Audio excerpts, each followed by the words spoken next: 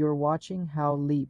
Let's change the App Store icon to look like the Play Store icon on your iPhone. You will use the Shortcuts app to create a custom app icon. First, find an image of the Google Play Store icon and save it to your photos.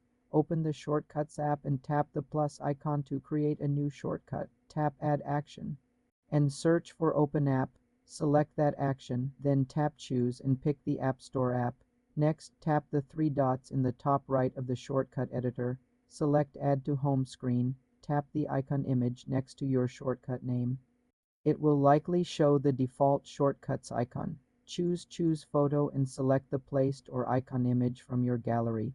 You can edit the shortcut name to placed or leave it as is. Tap Add in the top right. The new icon will appear on your home screen. Tapping it will briefly open the Shortcuts app and then redirect to the App Store. This is a visual change only.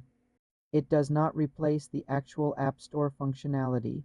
You can move the original App Store icon to your app library to hide it. For more simple computer tutorials, subscribe to the channel.